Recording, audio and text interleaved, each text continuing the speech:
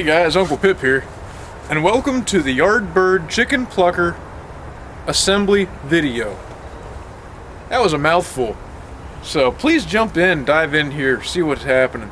If you're new to the channel, please like, subscribe, share, join, whatever. In today's episode, I'm trying to put together the Yardbird Chicken Plucker. Some quick housekeeping. My daughter came on Valentine's Day, so happy Valentine's Day to us. And now that she's home and safe, we're gonna dive back into the farm some more. We had expected her to be later in the month, and I'm happy she came when she did, but at the same time it's been a work in progress, so we're pretty happy. It's really about all the commentary I have right now. I don't know what I'm doing. I'm putting this thing together based on some terrible instructions that I think were written in China. So we'll see what happens. Nothing wrong. Nothing wrong with that. I also might get some footage in here of the tractor driving around, because I had to use the tractor to get the tools to, well, you'll see. Let's just dump in.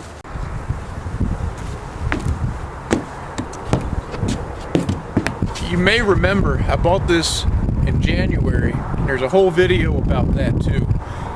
I did not have time to assemble it, so I threw it all inside the trailer, and now we're gonna dig it all out of the trailer and try to assemble it. I have no idea what I'm doing. There it is, in many pieces in here. Let's get to it. And again, if you're watching the first video, it makes more sense as to why this stuff is in there. But all I did was take the stuff out of the box, and that was it. And this is me just pulling it off. So apparently the first step is to put these on. I feel like I'm putting it on backwards. Yeah. Now here I am pulling the rest of the stuff off the trailer. Really not much to it. It's pretty simple design. Pretty easy actually. There's 3 legs. I'm putting those on right now. 2 of them have shields, 1 does not. And the 2 with the shields is where the axle is actually going to go through. And those just slide on to their pegs. And then you put some bolts in some holes. There are 2 in each of the feet. 2 in each of those poles that I'm working on, so 6 total. And this scene right here actually defines the rest of the day for me, and it doesn't get captured too well. I'm using a socket wrench. It's currently in my left hand here, and you'll notice I look at my wrench as if something went wrong. I can't quite figure it out. That's coming up right about now. I'm getting really frustrated at this point. And what ended up happening, again, I don't know this at the time, but it's broke. So now I'm figuring it out right now, and now that it's figured out, I have to adapt and overcome with it. So I grabbed an extension for the socket, and now I'm using a socket with a socket extension and a wrench. And that's the socket extension is in my right hand, the wrench is in my left hand, in that last scene there. So now that we got all the bolts covered in place, now I'm putting the axle together. The axle is 2 pieces, and it's held together by 2 more bolts. So that's what you see me here doing. And again, I found a smaller sized wrench. Had to replace the big wrench because the big wrench is broke.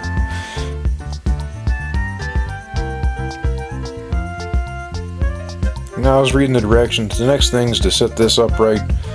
Put the little finger in the hole. I'm not quite sure why. That part didn't make any sense to me. And here, this part really made no sense. The directions said to grease the cylinder, grease that spindle there that's sticking up out of it's the shaft, the drive shaft goes into the motor. Go ahead and put some grease on it. But it never said where to put the grease or how much grease or what type of grease.